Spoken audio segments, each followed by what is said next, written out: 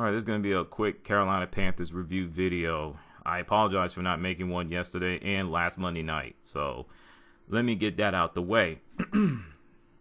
They lost 6 games in a row against their division rival, which is the New Orleans Saints. 12-9 the final score. This is all you need to know. The offense for the Carolina Panthers lost that game more so than the defense. Now, granted, the defense could have done a little bit more, despite getting 2 turnovers. They could have done a little more. Could have had like a little pick 6, fumble 6, whatever. Score some points. Help out the offense. But my goodness, the offensive line is terrible. The wide receivers can't catch a football to save their lives. Cam Newton. Boy. Now, I understand he has a really bad shoulder injury. I mean, he couldn't throw the damn ball down the field. It was painful to watch.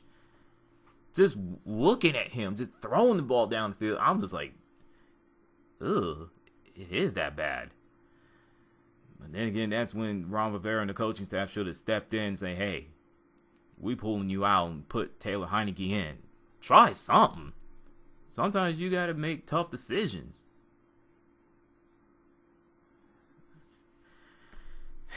Outcoached.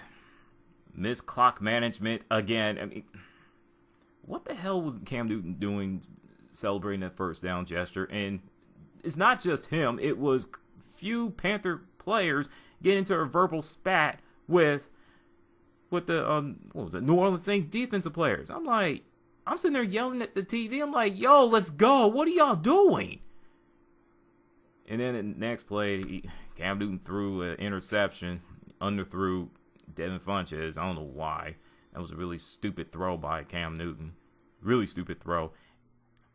You know, they could have came up with something different, a different play, but they went with it. There you go. Yeah, and the commentary. I did say the commentary for 2018 NFL season has been the worst. And I'm going to continue to say that because the Monday Night Football crew were just god-awful. Oh, my.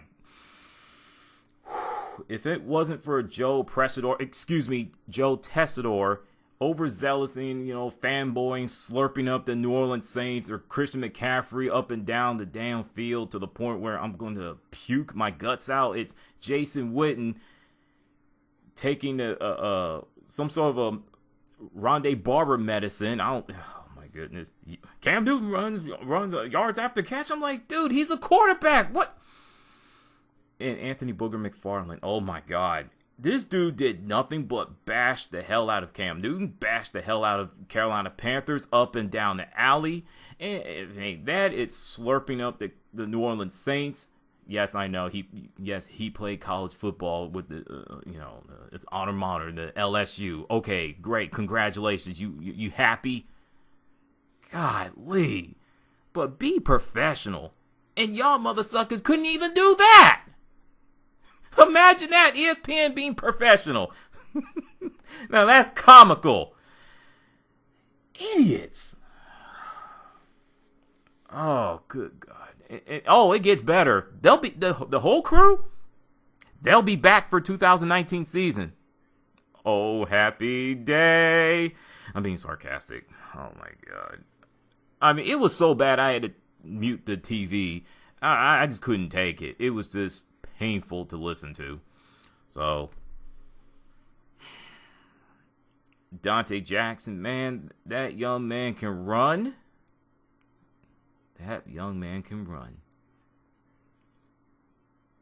So, is it just because Eric Reed is just being picked on? I mean, really? The quote-unquote fine for the quote-unquote hit and the random drug test.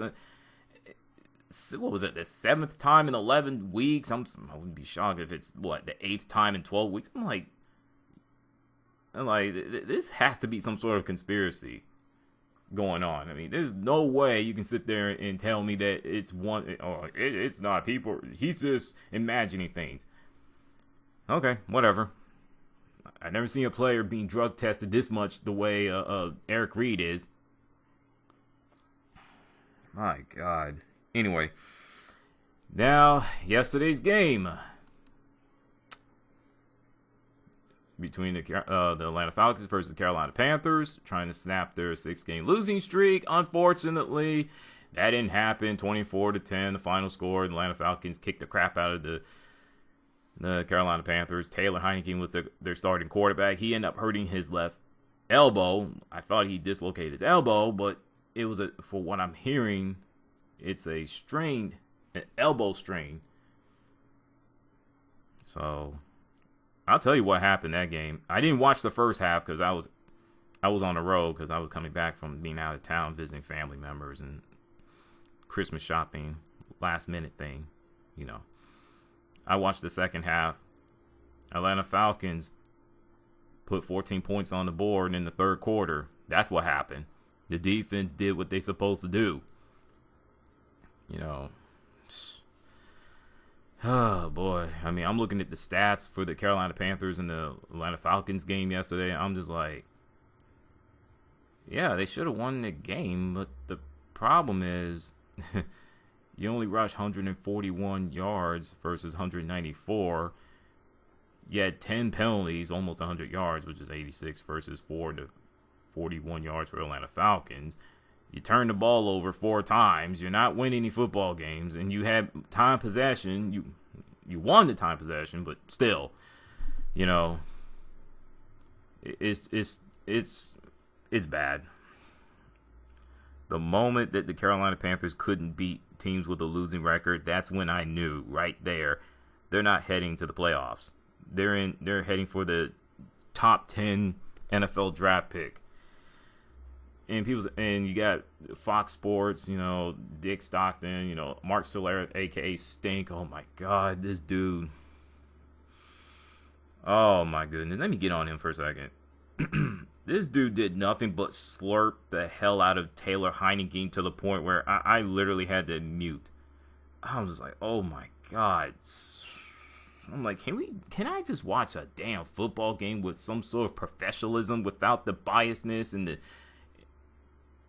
the ass backwards and the stupidity, immaturity going on? People trash Cam Newton for his immaturity, but yeah, you got these fools, not to mention ESPN, Bleacher Report, and the rest of the crew, doing exactly just that, acting immature and not professional. I told you the commentary in 2018 NFL football season, it has been beyond annoying, disgusting, dreadful, hot garbage, and everything else. What we heard yesterday was another example of it. These motherfuckers did not have a problem trashing Cam Newton, but yet they put him on. I don't know if they put him on IR. Let's face it, they put him on IR for the rest of the year. Put in Taylor Heineke. They were slurping him up and down the damn alley to the point it was disgusting. They weren't giving him the tough love. They weren't criticizing him. You know, despite the fact that Taylor Heineke threw what, 3 interceptions, one of them in the red zone. I think one of them was in the red zone. If this was Cam Newton doing it, y'all would have been killing him. And he's like, oh, SA-17, you're the ones playing the race card. Y'all doing it for me. You are. Trust me. I'm not the one that said it. It's actions speak louder than words. Just watch the games. Night and day. Saints versus Panthers game. Last Monday night. Falcons versus Panthers game. Yesterday. You see the difference?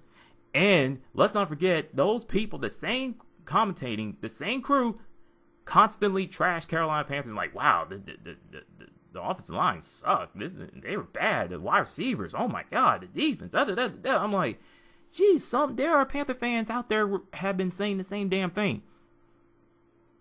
So you can't put all the blame on Cam Newton. It's not his fault. Okay?